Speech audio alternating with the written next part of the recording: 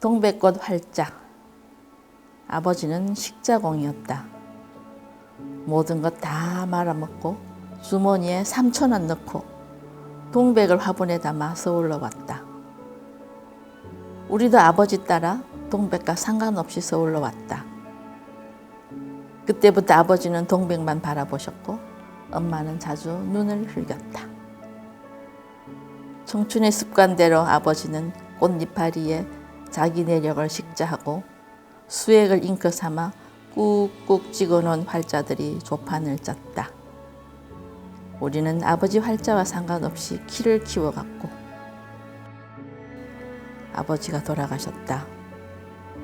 아버지와 상관없이 동백은 피고 동백꽃은 자기가 활자라고 우기고 있다. 우리는 동백꽃을 보며 아버지의 신간을 읽는다.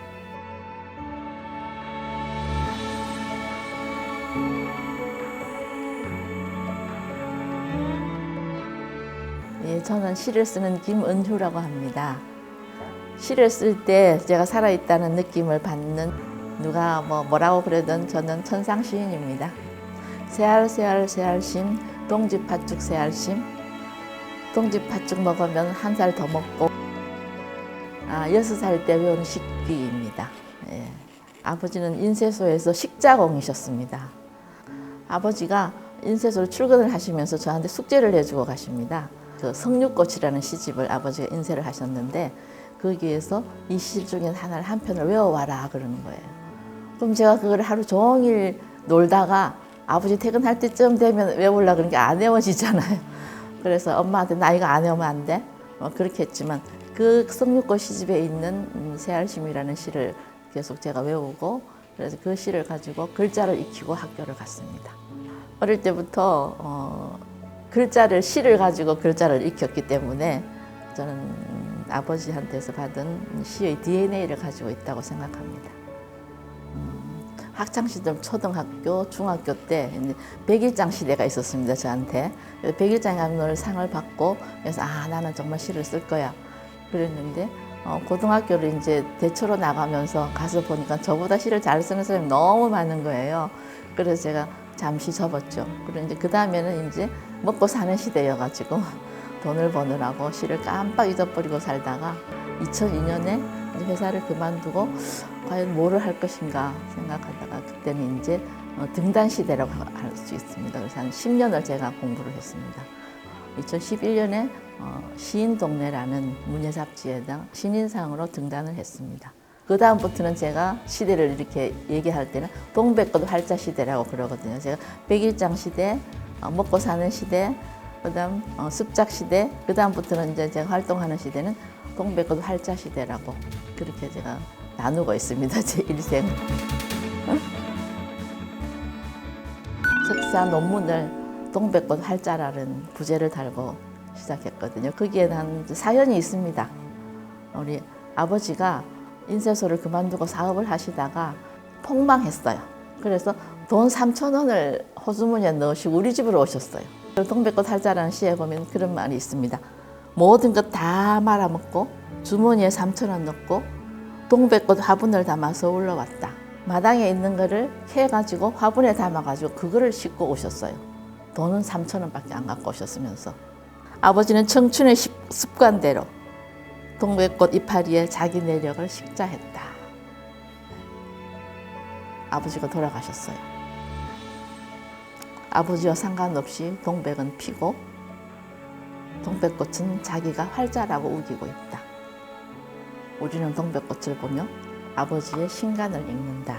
제가 그런 시를 썼거든요. 그래서 저희 이제 등단 후 시대는 동백꽃 활자 시대라고 제가 그렇게 명명을 했는데 이쁘죠?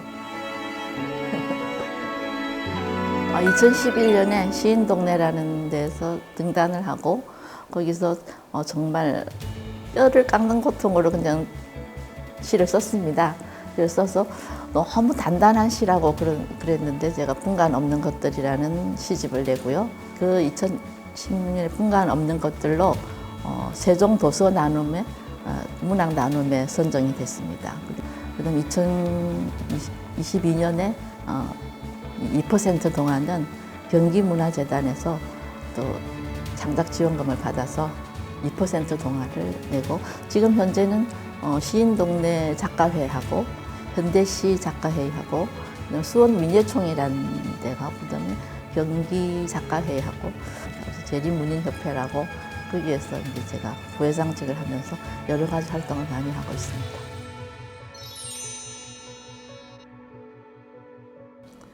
제가 다큐를 잘 보는데요. 어느 날 다큐를 보니까 위스키를 만드는 오크통에 아무리 밀봉을 해놔도 나중에 열어보면 2%가 날아가고 없대요. 그게 천사의 몫이라 그러더라고요, 그거를. 우리 작은아버지가 생각이 났어요. 술 그러면 우리 작은아버지시거든요. 6.25 참전을 하셨는데 인민군한테 잡혀가지고 포로로 갔어요. 그 트라우마로 인해서 이 생활 무능력자가 되셨어요. 그래서 그냥 날만 새면 술을 잡수시는 거예요. 근데 제가 그때 4살, 5살, 6살 이럴 때인데 술을 잡수고 어디서 이제 그냥 막 뻗어 계시면은 우리 숙모가 저를 부르는 거예요. 가서 작은아버지 좀 모시고 와라. 그럼 제가 가서 아버지!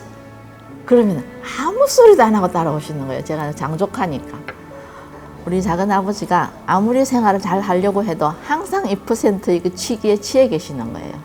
그래서 그 천사의 몫을 작은아버지가 가지고 계시면서 생활을 한 것 같은데 작은아버지가 이연의 술버릇을 만나는 순간 불쾌한 흥이 되기도 하고 온갖 욕설이 되기도 하고 예. 근데 가끔 제정신이 들 때를 2%라고 하자 그랬습니다. 그리고 사연에는 이제 마지막까지 술이 가득 차 있던 작은아버지 몸에서 생전이 빠져나갔다.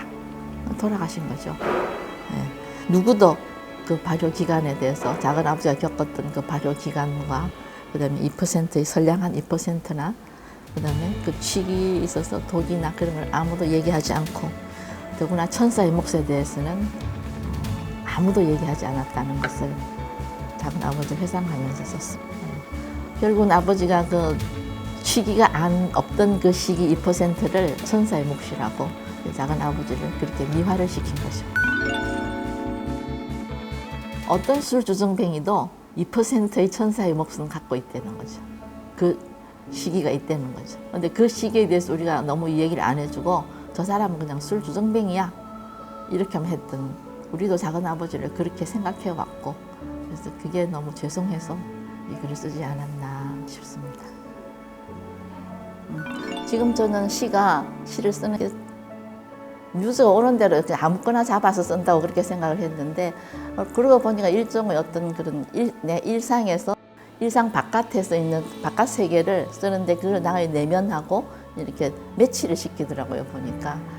그래서 내 일상 바깥에 있는 것을 끌어와서 나의 내면을 독자들한테도 공감시켜주고 그래서 이제 내 안에 있는 어떤 악기가 있지 않겠습니까, 그렇죠? 그 악기를 그냥 연주만 하는 것이 아니고 이제는 변주의 시대로 들어가야 되겠다. 그래서 변주를 하고 싶습니다. 이제는 살아가는 이유이며 살고 있는 존재의 이유라고 할 수 있겠습니다. 남편이 시를 쓰는 걸 전혀 이해를 하지 못해요. 넌 책상에 앉아 놀잖아. 그런데 그건 저는 노는 게 아니고 제가 살아가는 이유이거든요. 예. 시가 없다면 아마 김은호도 없을 것 같습니다.